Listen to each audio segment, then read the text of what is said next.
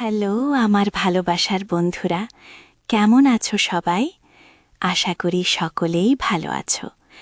আমি তোমাদের প্রিয় চুমকি আপু আবারও চলে এলাম নতুন একটি গল্প নিয়ে। গল্পটি শেষ পর্যন্ত শুনলে তোমাদের দাঁড়িয়ে যাবে। আমি সোজা হয়ে বসে আমার 2 হাত দিয়ে মায়ের 2 হাত ধরে ফেললাম, আর মায়ের একদম কাছে চলে গিয়ে বললাম, মা প্লিজ এক তার দাও, সব ঠিক হয়ে যাবে, প্রমিস। আর কোনো দিন তোমাকে বিরক্ত করব না, কোনো দিন কোনো কারোর সাথে দুষ্টুমি করব না, ভালো করে পড়াশোনা করব, ভালো রেজাল্ট করব, প্লিজ মা প্লিজ। আমি বলতে বলতে একটা হামি খেলাম আর বলতে থাকলাম, প্লিজ মাগো, জাস্ট একবার প্লিজ, আর কিচ্ছু চাই না, শুধু একবার দাও। আমি অভ্রনীল, পুরো নাম অভ্রনীল ঘোষ চৌধুরী, বয়স 18 বছর, এবং এটা আমার গল্প, বা বলা যেতে পারে আমার এবং আমার মায়ের গল্প। এটা একটা সত্যি ঘটনা, তাই আমি চাই যে আমার দর্শকরা পূর্ণ সত্যিটার সাথে পরিচিত হোক। আমার প্রতিটা অনুভূতি, আমার রস আস্বাদনের তৃপ্তি, সবটাই যাতে আমার দর্শকরা অনুভব করতে পারে। আমার মায়ের সাথে আপনাদের পরিচয় করিয়ে দিই। আমার মায়ের নাম শ্রীমতী জয়শ্রী ঘোষ চৌধুরী, বয়স 38 বছর। গায়ের রং শ্যামলা, কিন্তু ভারী মিষ্টি চেহারা, এবং তার থেকেও বেশি মিষ্টি ওনার হাসিটা। মায়ের মনটা ভারী সরল, তবে বুদ্ধি তীক্ষ্ণ, কিন্তু যত বুদ্ধি সব বাইরের জগতের ক্ষেত্রে। আমার বেলায় মায়ের শুধু সরলতা আর ইমোশন কাজ করে। আমার বাবা অনির্বাণ ঘোষ চৌধুরী একজন লেক এজেন্ট এবং কিছু অন্যান্য ব্যবসা করে। মাও কর্মকর্তা। সব মিলিয়ে সংসারে কোনো রকম কোনো অভাব নেই। আমি স্কুলে পড়ি, বর্তমানে ক্লাস 9। বাড়িতে আমরা 3 জন ও আমার ঠাকুমা থাকি। ঠাকুমার বয়স 80 বছর। উনি বেশিরভাগ সময় ওনার রুমেই থাকেন এবং ঈশ্বর আরাধনায় নিজেকে মগ্ন রাখেন। আমার মায়ের প্রতি কোনো রকম কোনো দৃষ্টি শুরুতে আমার ছিল না। ছোটবেলায় সব ছেলেরা যে চোখে নিজের মাকে দেখে, আমিও সেভাবেই দেখতাম। কিন্তু আমার একটা বৈশিষ্ট্য ছোটবেলার থেকেই ছিল, মোটামুটি 12 বছর বয়স থেকে।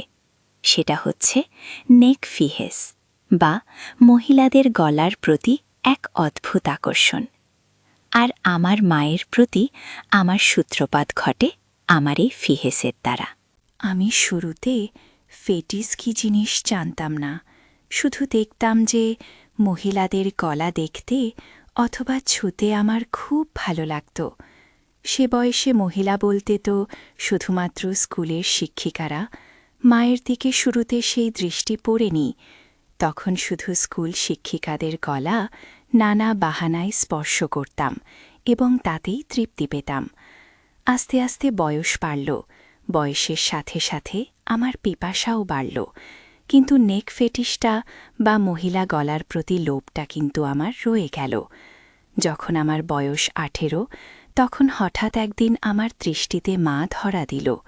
তখন গরমের ছুটি চলছিল, আমি বাড়িতে, বাবা বাইরে কাজে গেছেন, ঠাকুমা নিজের রুমে নিজের মনে আছেন, এবং মায়েরও কোনো কারণে অফিস ছুটি, তাই মাও বাড়িতে। সেদিন অসম্ভব গরম পড়েছিল, আর আমরা সবাই গরমে ঘেমে একাকার। আমি ড্রয়িং রুমে বসে টিভি দেখছিলাম, আর মা রান্নাঘরে কাজে ব্যস্ত ছিল। আমার পিপাসা পাওয়াতে গেলাম রান্নাঘরে জল খেতে। রান্নাঘরে গিয়ে দেখি মা মাটিতে বসে সবজি কাটছে। রান্নার লোক সেদিন আসেনি। রান্নাঘরে ফ্যান না থাকার জন্য মায়ের একেবারে নাজেহাল অবস্থা, পুরো শরীর ঘেমে একেবারে ভিজে গেছে। তখনও আমার মনে মায়ের প্রতি কোনো পাপ চিন্তা ছিল না। আমি নির্বিকার মনে জল খাবার জন্য মায়ের পেছনে রাখা সেলফ থেকে জালের বোতল নেবার জন্য মায়ের পাশ দিয়ে মায়ের পেছনে চলে গেলাম। জলের বোতল নিয়ে আমি জল খেতে খেতে সামনের দিকে, মানে মায়ের দিকে ঘুরলাম। মা আমার ঠিক সামনে বসে সবজি কাটছিল, আর আমি একদম মায়ের পেছনে। আমাদের রান্নাঘরটা ছোট, মায়ের কাছাকাছি দাঁড়ানো সত্ত্বেও এর আগে কোনো দিন কোনো পাপ চিন্তা আমার মনে আসেনি। কিন্তু সেদিন জল খেতে খেতে হঠাৎ কি মনে হলো একবার নিচে মায়ের দিকে তাকালাম। দেখে আমি আর থাকতে পারলাম না। অনুভব করলাম আমার ওটা দাঁড়িয়ে পড়েছে। সেদিনই তখন জীবনে প্রথমবার আমার মনে আমার মাকে নিয়ে লোভ জন্মালো। আমি ভাবতে থাকলাম, আমি আমার স্কুল শিক্ষিকাদের ক্ষেত্রে যেরকম বাহানা দিয়ে ওনাদের স্পর্শ করতাম, সেরকম একটা বাহানা করতে থাকলাম মনে মনে। একসময় আমি মাকে বলে উঠলাম, আমি, মা, বল কি হয়েছে? আমি, মা, তোমার গলায় কি একটা আছে মা? মা, আমার গলায়? আমার গলায় আবার কি থাকবে? আমি, না মা, তোমার গলায় কি একটা লেগে আছে? মা, কই? বলে মা নিজের হাত দিয়ে একটু নিজের গলাটা পরিষ্কার করার চেষ্টা করল। এদিকে আমি তো নিজেকে সামলাতে পারছিলাম। আমি বললাম, হয়নি মা, এখনো লেগে আছে। মা নিজের ঘামে ভেজা গলা আর ঘাড় হাত দিয়ে মুছতে মুছতে বলল, এখনো আছে? কি লেগে আছে রে? আমি দূর থেকে বুঝতে পারছি না, আমাকে তোমার গলার কাছে গিয়ে দেখতে হবে। মনে হয় পিঁপড়ে বা এমনি নোংরা। আমি তোমার গলার কাছে এসে দেখব মা কি লেগে আছে। মা, আচ্ছা থাক লেগে গে, আমার গলায় কি লেগে আছে না আছে তোকে দেখতে হবে না, তুই পড়তে বস যা। শুধু পড়ায় ফাঁকি দেয়া, সকাল থেকে তো পড়তেই বসলি না। আমার মনটা খারাপ হয়ে গেল। ভাবছিলাম এই সুযোগটা হাতছাড়া হয়ে গেল বুঝি। কিছু একটা করতে হবে।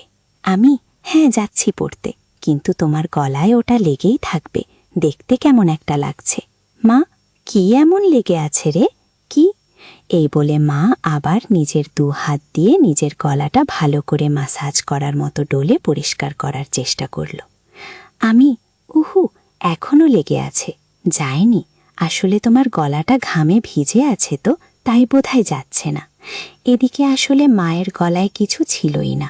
শুরু থেকে মা তো আর সেটা জানতো না, তাই মা আমার নাটক ও পাপ বুদ্ধি তাও বুঝতে পারছিল না। মা এবার খানিকটা বিরক্ত হয়েই বলল, দাঁড়া তো, আয়নায় গিয়ে দেখি। আমি ভাবলাম, যা সর্বনাশ, আয়নায় দেখলে তো মা বুঝে যাবে যে মায়ের গলাতে কিছু লেগে নেই আর আমার কার্যসিদ্ধি হবে। সাথে সাথে আমি বলে উঠলাম, মা, আমি তোমার গলাটা পরিষ্কার করে দেব, তুমি আবার কেন উঠবে? মা, আচ্ছা ঠিক আছে দে, কিন্তু তাড়াতাড়ি করে পড়তে যা, কোনো রকম কোনো ফাঁকিবাজি না। আমি তো এই কথা শুনে মহা আনন্দে মনে মনে লাফাচ্ছি। আমি মায়ের একেবারে সামনে গিয়ে হাঁটু গেড়ে বসলাম। বললাম, দেখি মা, একটু গলাটা উঁচু করো, মানে একটু উপর দিকে তাকাও। মা আমার কথা মতন একটু মাথা উঁচু করল। আমার সামনে আমার মা তার গলাটা সমর্পণ করে দিল, ঠিক যেন একটি হরিণ নিজেকে একটি ক্ষুধার্ত সিংহের সামনে সমর্পণ করে দিচ্ছে। মায়ের গলায় কোনো তিল নেই, তবে দেখলাম মায়ের ডান ঘাড়ে একটা ছোট্ট বাদাম তিল আছে। গলার মাঝখান দিয়ে 2টো রেখা চলে গেছে পাশাপাশি, মানে 2টো গলার ভাঁজ আর কি। আমি কাঁপা কাঁপা হাতে মায়ের গলা স্পর্শ করলাম, প্রথমে আস্তে করে।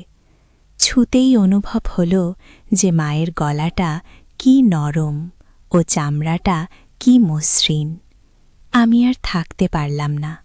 আমার পুরো ডান হাত দিয়ে মায়ের গলাতে বোলাতে লাগলাম। এই সব কিছু কয়েক মিনিটের মধ্যে ঘটে গেল।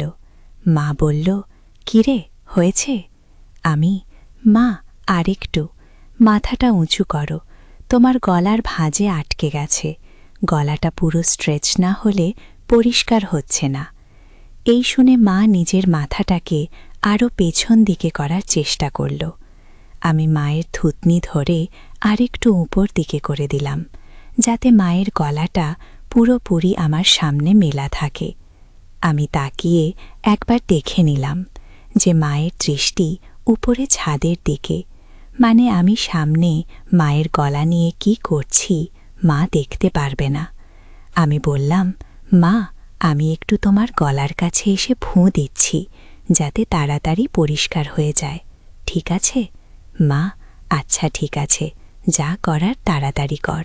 আমার অনেক কাজ পড়ে আছে।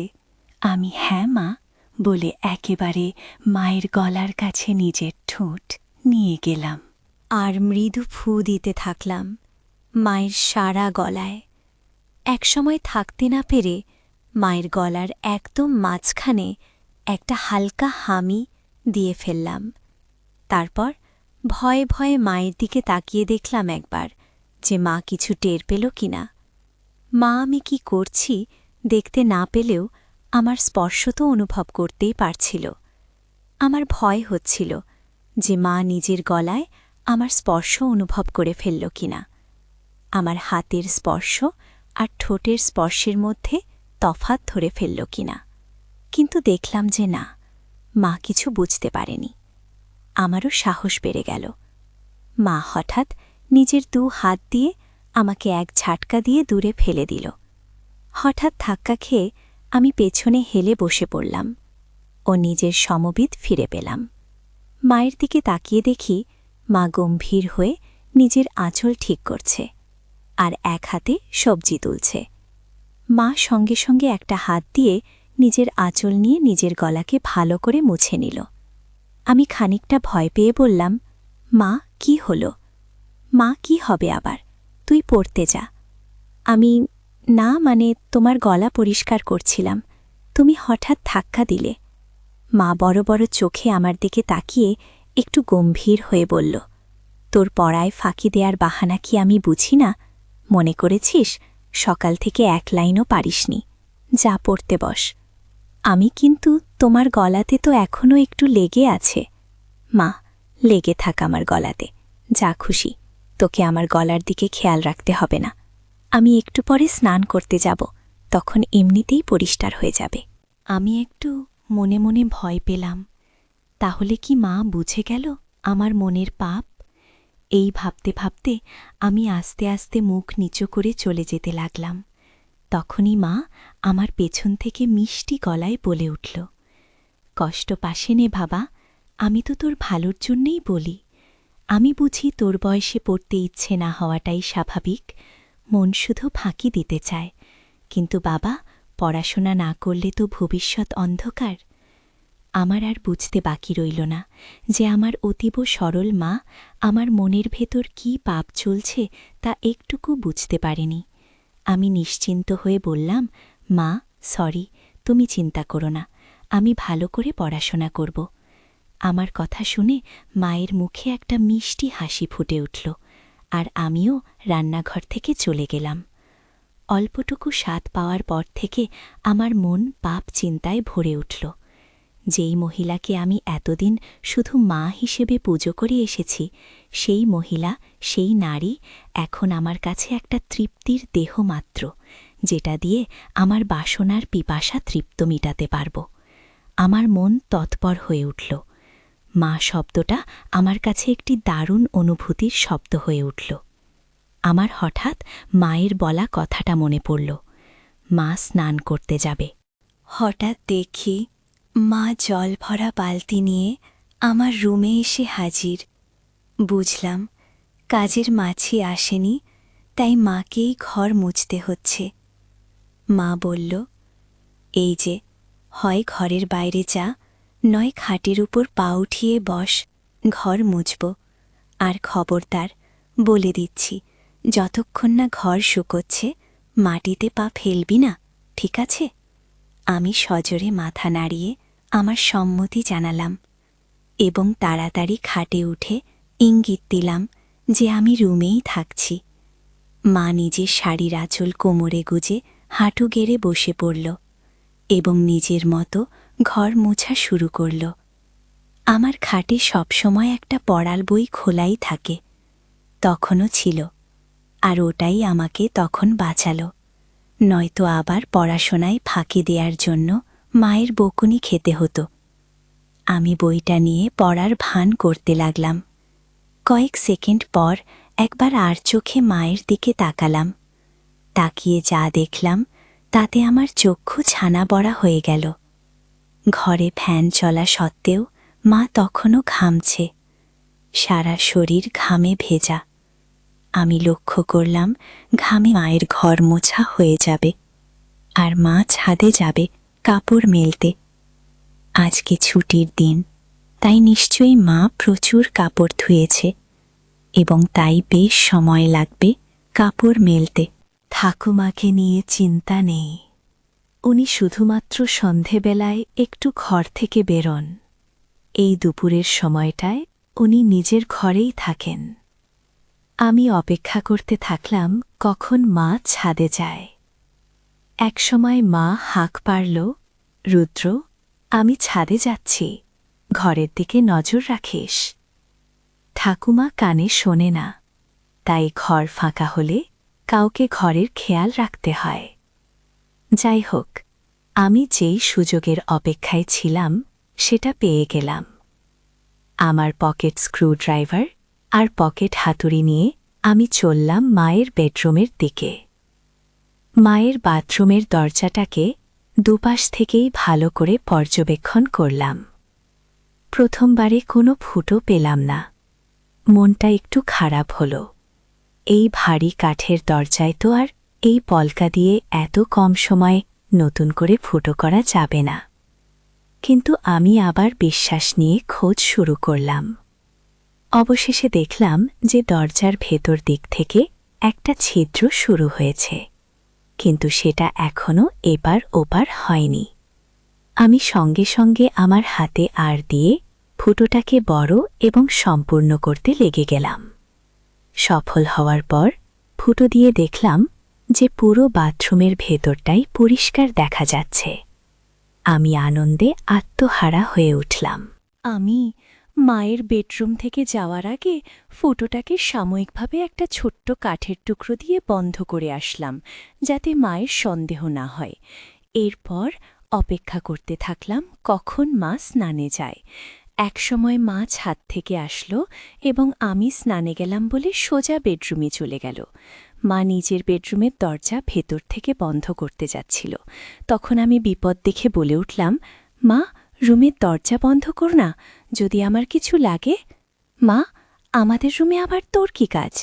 আমি, না মানে দরকার তো পড়তেই পারে, তোমারও তো দরকার পড়তে পারে। হঠাৎ যদি কিছু লাগে তোমার, যেমন সাবান বা কিছু, কখন কি দরকার পড়ে কেউ বলতে পারে। বাথরুমের দরজা আর খোলা রাখতে বলছি না, রুমের দরজাটাকে খোলা রাখতে বলছি। আমি খানিকটা ঠাট্টা করে বললাম। মা, হ্যাঁ ঠিক আছে, তোকে অত পাকামো করতে হবে না, খোলা রাখছি রুম, বাড়ির দিকে খেয়াল রাখিস, আমি কেনন স্নানে। আমি, আচ্ছা মা। বাথরুমে ঢোকার 2 সেকেন্ডের মধ্যে আমি মায়ের রুমে ঢুকে একেবারে বাথরুমের দরজার সামনে চলে গেলাম। স্ক্রুড্রাইভার দিয়ে খুঁচিয়ে দরজার ফুটো থেকে কাঠের টুকরোটা বের করতে আমার বেশি সময় লাগল। আমার সামনে তখন আমার সযত্নে তৈরি করা দরজার বড় ফুটোটা খোলা। আমার মনে হচ্ছিল যেন স্বর্গের জানালা কেউ খুলে দিয়েছে আমার চোখের সামনে। নিজেকে সামলাতে না পেরে আমি আস্তে আস্তে নিজের চোখটা ফুটোর দিকে নিয়ে গেলাম। মনে নানান ভাবনা চলছে।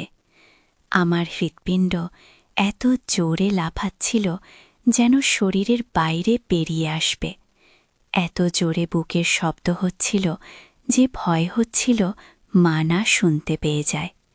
ভাবছিলাম যে আজকে আমি যেটা দেখব এটা পৃথিবীর যে কোনো ছেলের জন্য নিষিদ্ধ। আমি বুঝলাম মা এখনই বেরোবে বাথরুম থেকে। আমি সাথে সাথে ফোনের রেকর্ডিং স্টপ করলাম। দরজার ফুটোটাকে আবার কাঠের টুকরো দিয়ে শয়তানে বন্ধ করে দিলাম। ছুট নিজের ঘরের দিকে।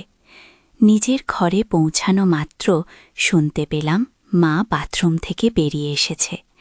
মনে মনে হাঁপ ছেড়ে বাঁচলাম।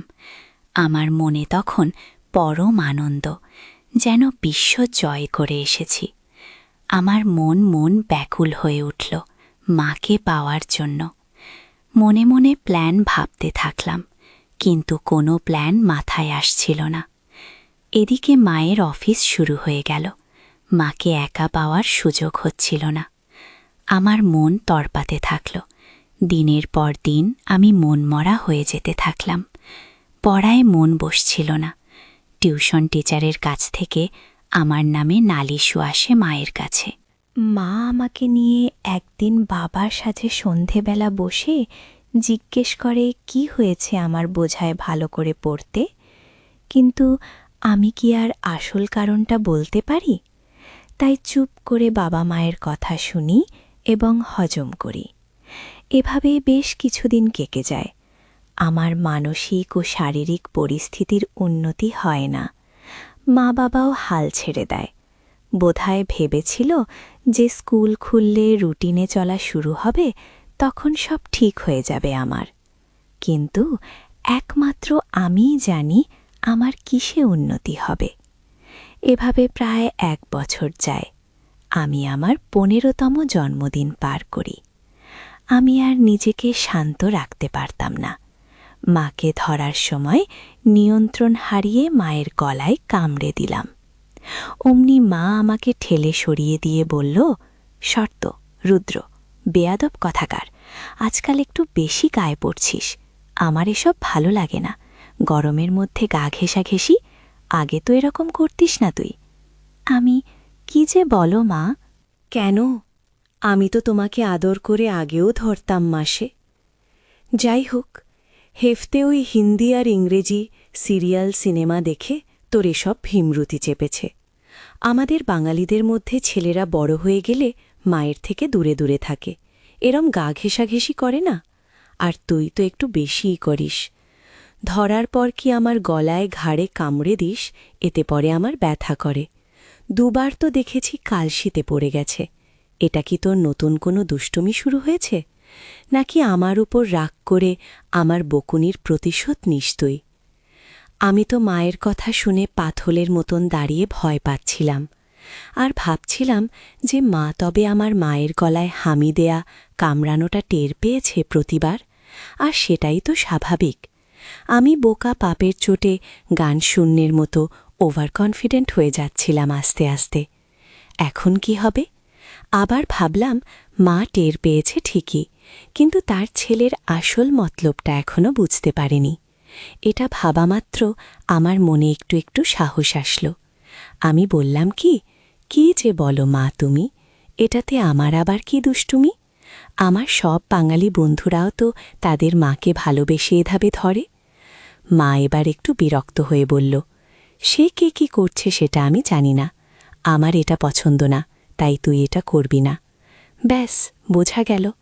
আমি মাথা নেড়ে আমার সম্মতি জানালাম। মা আর বন্ধুদের থেকে এই সমস্ত বদঅভ্যাস না শিখে ভালো কিছু তো শিখতে পারিস নাকি?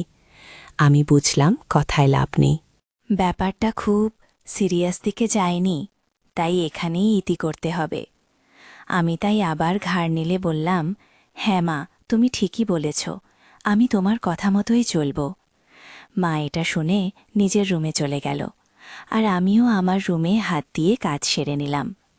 এর মধ্যে আবার একদিন মা ছুটি পেল এবং বাড়িতেই ছিল। বাবা ভাগ্যবশত কাজের বাইরে। আমার মনের শয়তান জেগে উঠল। মনে মনে ভাবলাম, আজকে যে করে হোক মাকে পেতেই হবে। দুপুরে খাওয়া দাওয়া শেষ করে আমি আমার ঘরে আর মা নিজের ঘরে দুপুরের ঘুম দিতে চলে গেলাম। বিছানায় শুয়ে থাকলাম ঠিকই, কিন্তু ঘুম আর আসছে না। মায়ের ঘরে পৌঁছে আমি আস্তে করে বেডরুমের দরজা ফাঁক করে মায়ের রুমে ঢুকলাম। ঢুকে দেখি মা বিছানার একদম এক ধারে এসে দরজার দিকে পাশ ফিরে শুয়ে আছে। আমিও এবার নিশ্চিন্ত হয়ে মায়ের পাশে খাটের উপর বসলাম। মা বাঁদিকে কাত হয়ে শুয়েছিল। আমি এবার সাহস করে মায়ের গলার একদম কাছে চলে গেলাম। কিন্তু বিপদ ঘটল তারপরেই। মায়ের ঘুম সাথে সাথে ভেঙে গেল, আর মা আমাকে ধাক্কা মেরে ফেলে বিছানায় উঠে বসল। মা, কিরে বাবা, তুই কি করছিলিস আমার কাছে এসে? আমি আমতা করতে করতে বললাম, কই মা, কিছু না তো। মা একটু রেগে গিয়ে বলল, কিছু না তো মানে? রুদ্র, দেখ, ভালো চাস তো, সত্যি কথা বল। কি করছিলি তুই আমার এত কাছে এসে? আমি কোথায় মা? না, আমি কোথায় তোমার কাছে ছিলাম? আমি তো তোমার পাশে খাটে বসেছিলাম। আমার আসলে ঘুম আসছিল না, তাই তোমার সাথে গল্প করতে এসেছিলাম। এসে দেখি তুমি ঘুমোচ্ছ, তাই তোমার কাছে বিছানায় সবে একটু বসেছিলাম। ভাবলাম যদি তুমি একটু জেগে থাকো তাহলে আমার সাড়া পেয়ে উঠবে। কিন্তু আমার এত সুন্দর মছিন বানানো গল্প মায়ের একটুকু বিশ্বাস হল না। মা জোরে বলে উঠল, মিথ্যে কথা বলিস না, তোর গরম নিঃশ্বাস আমি আমার ঘাড়ে অনুভব করেছি। বল, কি করছিলি তুই? আমি বললাম, মা, আমি তোমার কাছে কিছু লুকোব না, আমি তোমাকে খুব ভালোবাসি, কিন্তু আমি জানি না কেন আমার তোমার প্রতি একটা অদ্ভুত আসক্তি আছে।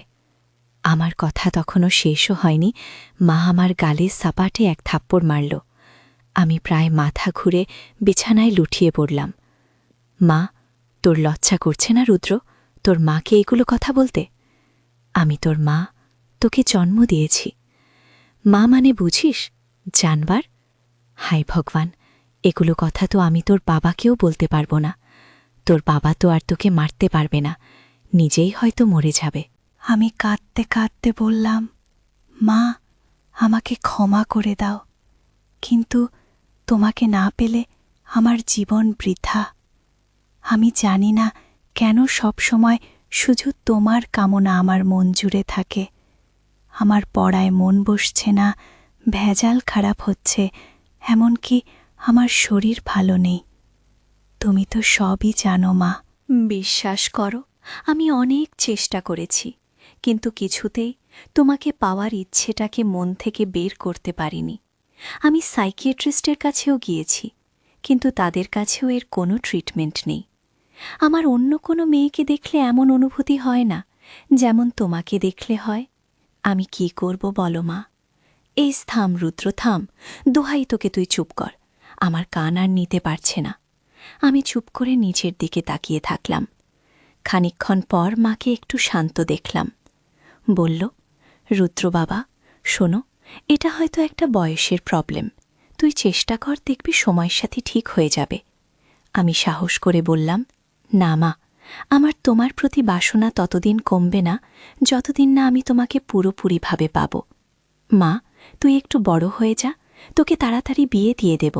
কেন এই বুড়ি মায়ের পেছনে পড়েছিস বাবা? আমার মনে হল এবার বোধহয় মায়ের মাতিসুল ভাব জেগে উঠেছে, যেটা চায় যে তার সন্তান সবসময় সুখে থাকে, ভালো থাকে। আমি ভাবলাম আমাকে মায়ের এই মনের ভাবকে কাজে লাগাতেই হবে, এই আমার অন্তিম সুযোগ।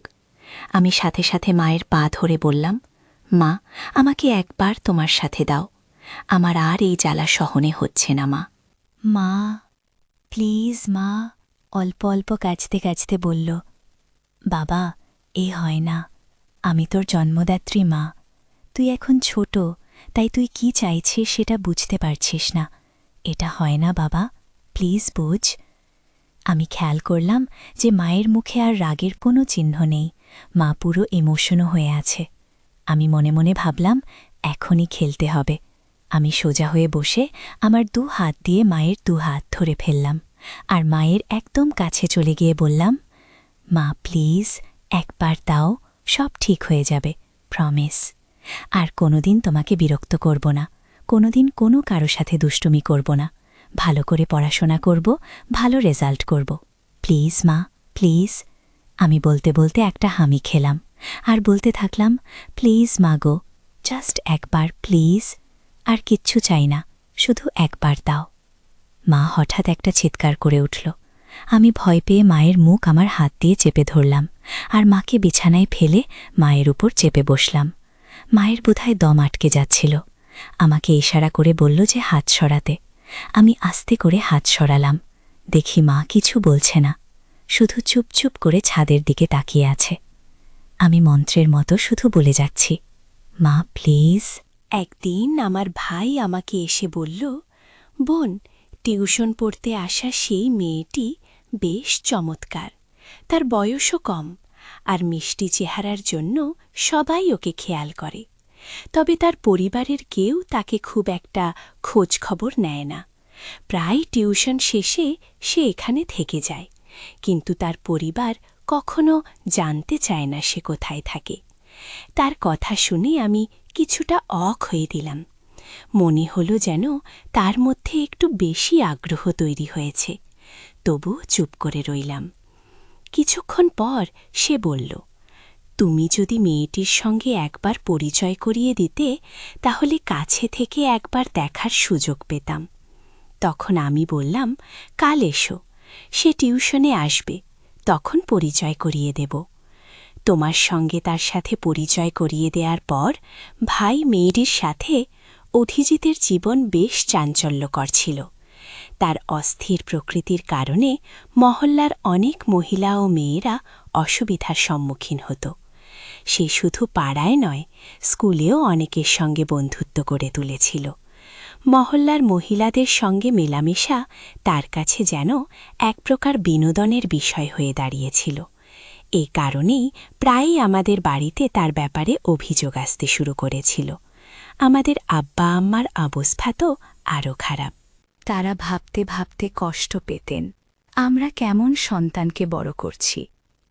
আব্বা প্রায় শেষে মাথায় হাত দিয়ে আল্লাহর কাছে প্রার্থনা করতেন যেন অভিজিৎ সঠিক পথে আসে, কারণ এতে পরিবারের সুনাম জড়িত। আম্মাও অভিজিতের আচরণে দুঃখে থাকতেন। আসল ঘটনা হল, অভিজিৎ আমাদের পরিবারের বহু আকাঙ্ক্ষিত সদস্য হিসেবে জন্ম নেয়। দীর্ঘ প্রার্থনার পর পরিবারে তার আগমন ঘটে, আর সেজন্য সবাই তাকে ভালোবেসে অভিজিৎ নামে ডেকে বিশেষ স্নেহ করত। অভিজিৎ সবসময় নিজের মতো চলার সুযোগ পেত, আর তার ইচ্ছাকে সবাই গুরুত্ব দিত। এই ভালোবাসার পরিবেশে বড় হতে হতে তার মনে মহিলাদের প্রতি আকর্ষণ জন্মায়। বিশেষত তার চেয়ে বয়সে বড় মহিলাদের প্রতি তার বেশি আগ্রহ ছিল। অভিজিৎ প্রথম প্রিয়াচময়ী দর্শন করে যখন তার বয়স ছিল 14 বছর।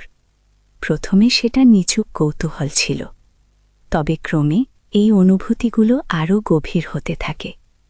আজকের এই গল্পে আপনাদের জানাতে চলেছি আমার ভাই অভিজিতের একটি গল্প। আর দয়া করে ভিডিওটি ভালো লাগলে ভিডিওটি একটি লাইক করে দাও।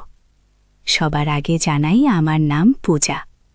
আমার ভাই অভিজিৎ, যাকে সবাই আদর করে অভি বলে ডাকে, ছোটবেলা থেকেই কিছুটা অদ্ভুত স্বভাবের ছিল। আম্মা, আব্বু ভীষণ চিন্তিত হয়ে পড়তেন। তারা বারবার আল্লাহকে কাছে প্রার্থনা করতেন, আমাদের এমন কেন হল? হে আল্লাহ, কি পাপ করেছিলাম আমরা?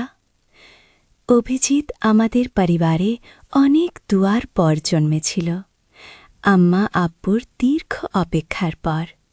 কিন্তু এখন সে প্রার্থনার ফলেই যেন উল্টো দিক থেকে বোঝা হয়ে দাঁড়িয়েছে। পাড়ার লোকজনও তার জন্য বিরক্ত হতে শুরু করেছে।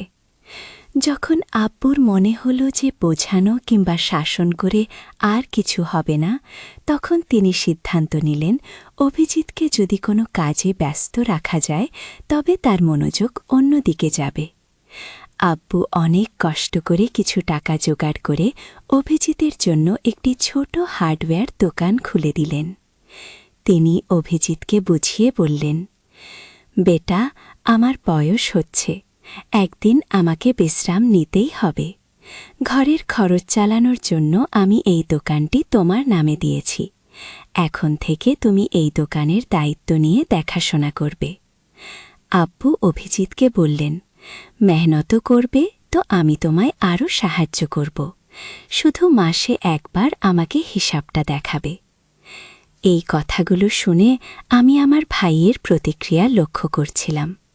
সে মনে মনে খুব খুশি হয়ে উঠেছিল। ভাবছিল, বাড়িতে আম্মা আব্বুর নজরদারির মধ্যে থাকতে হতো, কিন্তু এখন দোকানে বসে নিশ্চিন্তে সময় কাটাতে পারবে। তার কাছে স্বাধীনতা পাওয়াটাই যেন সবচেয়ে আনন্দের বিষয় ছিল। এভাবেই অভিজিৎ এখন দোকানে বসতে শুরু করল। যখন দোকানে কম ক্রেতা আসত, তখন সে ফোন বের করে নিজের মতো ব্যস্ত হয়ে পড়ত। ধীরে ধীরে দোকানটিও জমে উঠল, আর টাকা আসতে শুরু করল তার হাতে। আর সেই টাকার স্বাদ পেয়ে যেন অভিজিতের মনে আরও কিছু করার ইচ্ছা জেগে উঠল। দোকানে কাজ করতে করতে অভিজিতের কিছুটা মজা পেত, কিন্তু বয়স বাড়ার সঙ্গে সঙ্গে তার উদ্দেশ্যগুলো আরও দৃঢ় হতে থাকে। অভিজিৎ এবার পাড়ার অনেক মহিলার সঙ্গে পরিচিত হয়ে গিয়েছিল। কোথা থেকে যেন তাদের ফোন নম্বর পেয়ে যেত এবং তাদের সঙ্গে এমনভাবে কথা বলত যে তারা সহজেই তার উপর বিশ্বাস করতে শুরু করত। তার সাথে যারা কথা বলত তারা বেশিরভাগই মহিলারা বিধবা ছিল। ফোনে কথোপকথনের সময় সে এমনভাবে মিষ্টি কথা বলত যে অনেকেই তার কথায় মুগ্ধ হয়ে যেত। অভিজিৎ খুব চতুরতার সঙ্গে তাদের মনের দুর্বলতার সুযোগ নিত। এমনকি কিছু মহিলাকে বিয়ের প্রতিশ্রুতি দিয়ে তাদের সঙ্গে সম্পর্ক তৈরি করত। কয়েকদিন তাদের সঙ্গে আনন্দের সময় কাটিয়ে যখন তার ইচ্ছে মিটে যেত তখন সে কোনো খোঁজ না রেখেই সেই সম্পর্ক থেকে বেরিয়ে আসত এবং নম্বরও মুছে ফেলত। তার জীবন এইভাবেই চলতে থাকে এবং তার ফাঁদে পড়া মহিলার সংখ্যা বাড়তে থাকে। দিনের পর দিন এসব বাড়তে থাকে। অন্যদিকে আম্মা আব্বু অভিজিতের এই আচরণে ভীষণভাবে কষ্টে ছিলেন।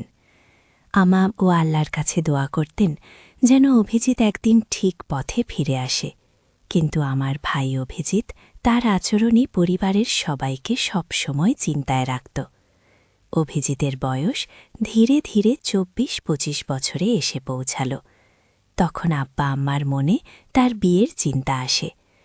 তারা ভাবতে শুরু করেন যে তাদের ছেলে এখন নিজের কাজে মনোযোগ দিচ্ছে। প্রতিবেশীরাও একইভাবে মনে করতে লাগলেন যে অভিজিৎ এখন সঠিক পথে রয়েছে, কারণ বহুদিন ধরে তার নামে কোনো অভিযোগও আসেনি। আব্বা ভেবে খুশি ছিলেন যে তাদের দোকান সফল হয়েছে এবং তাদের ছেলে এখন কাজে ব্যস্ত। কিন্তু সত্যিটা ছিল ভিন্ন। অভিজিৎ বাইরে থেকে ঠিক থাকলেও আসলে আগের চেয়ে অনেক দূরে চলে গেছে। যদি আব্বা জানতেন যে তার ছেলে এখনও বহু মহিলার সঙ্গে যোগাযোগে রয়েছে, তবে হয়তো তিনি এই ধাক্কাটা সামলাতে পারতেন না। যখন আমরা বা অভিজিতের জন্য মেয়ে দেখা শুরু করলেন এবং তাকে বললেন, বেটা, আমরা চাই তোমার বিয়ে হোক, আমাদেরও নাতি নাতুনির মুখ দেখার ইচ্ছা, তখন অভিজিৎ হেসে বলল, আব্বা, আমার তো এখনও বয়সই হয়নি, আমার আরও সময় দরকার নিজের কাজে মনোযোগ দেওয়ার জন্য।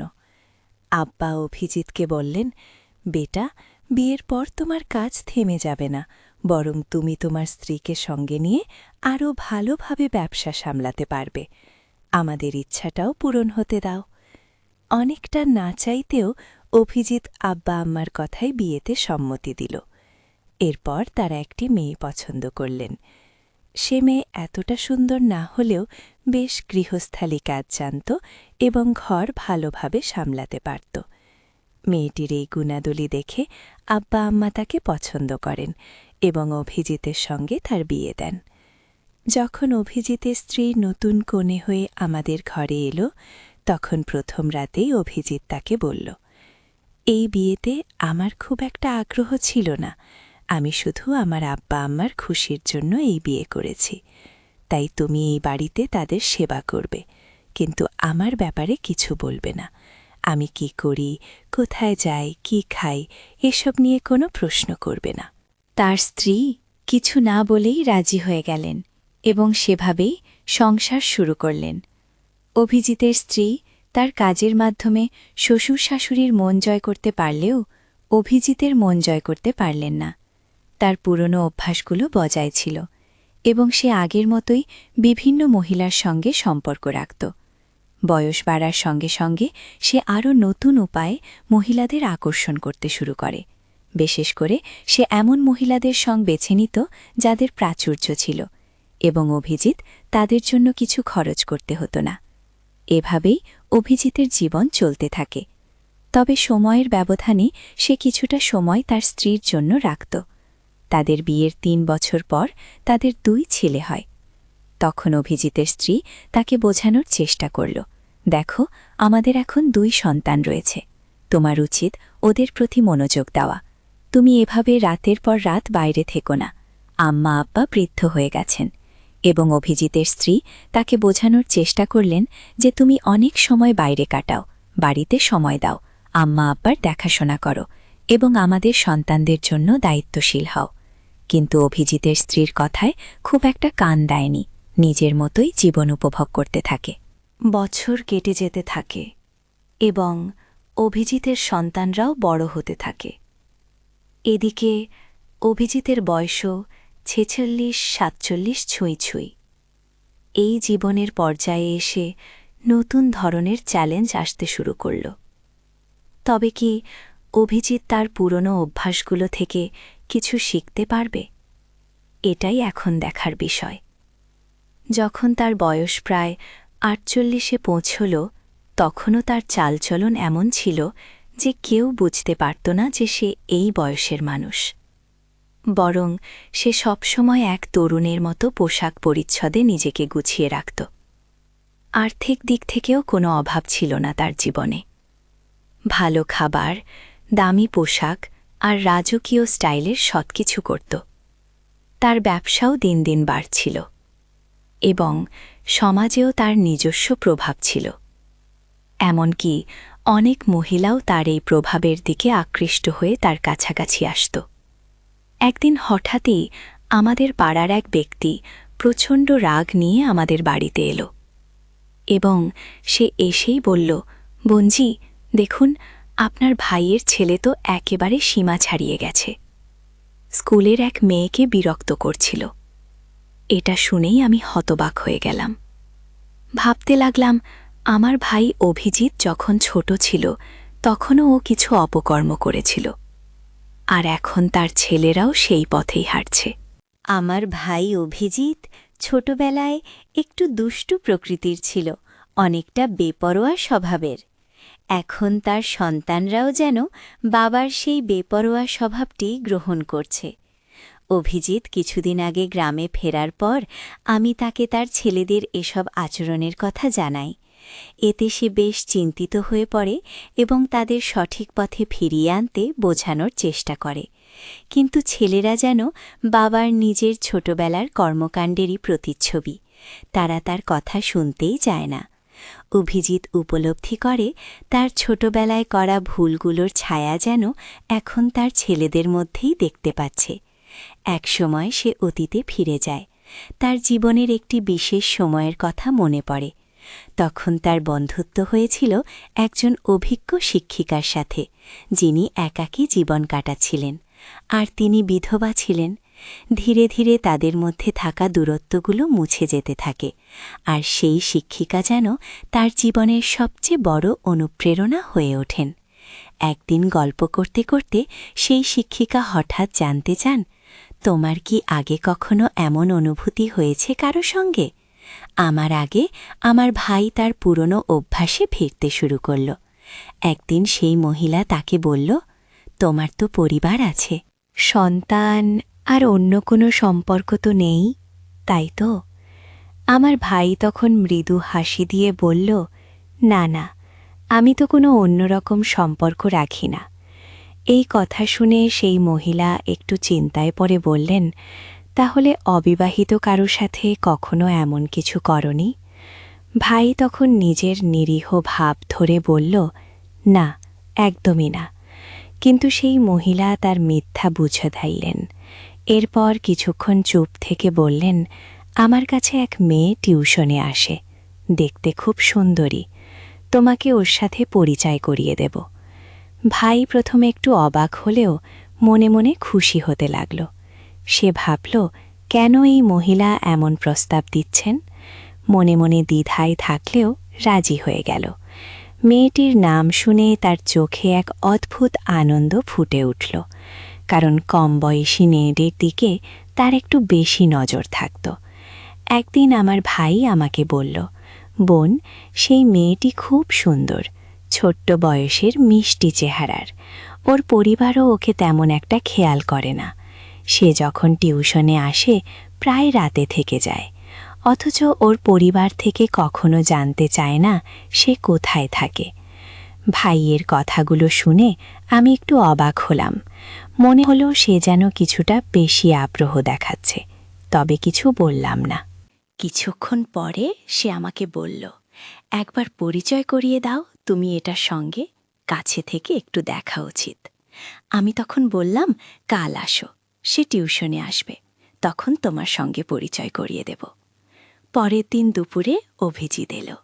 সেই মেয়েটি পড়াশোনায় ব্যস্ত ছিল, আর তার চেহারা দেখে অভিজিতের চোখে অদ্ভুত এক উজ্জ্বলতা ফুটে উঠল। তবে মেয়েটি তার দিকে না তাকিয়ে নিজের বইয়ের মাঝে ডুবেছিল।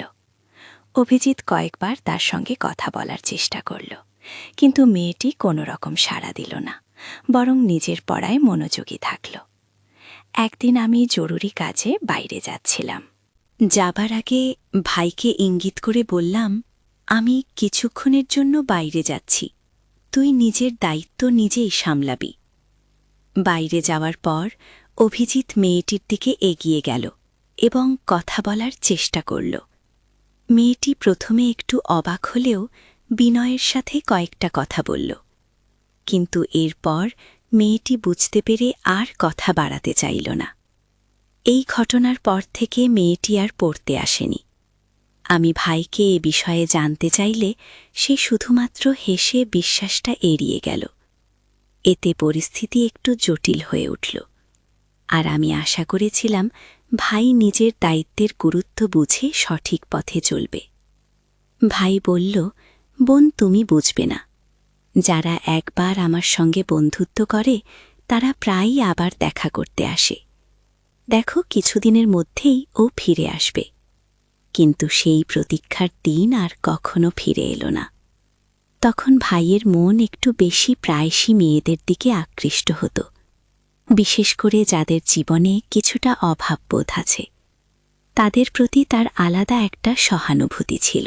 প্রথমে ভাই কিছুদিন অপেক্ষা করেছিল, ভেবেছিল মেয়েটি আবার আসবে, কিন্তু সময় যেন অন্য কিছু ঠিক করে রেখেছিল। একদিন রাস্তায় হাঁটতে গিয়ে হঠাৎ একটি চেনা কণ্ঠ শুনে সে থমকে দাঁড়ায়। অবাক হয়ে ফিরে দেখে সেই পরিচিত মুখ, যে কিনা তার জীবনের পুরনো স্মৃতির এক অংশ ছিল। এই যেন অতীতের কোনো স্মৃতির হঠাৎ উপস্থিতি। ভাইয়ের মনে কিছুটা অপরাধ বোধ জাগে, কারণ সে সেই মহিলার সঙ্গে কিছু সময় কাটিয়ে হঠাৎ চলে গিয়েছিল।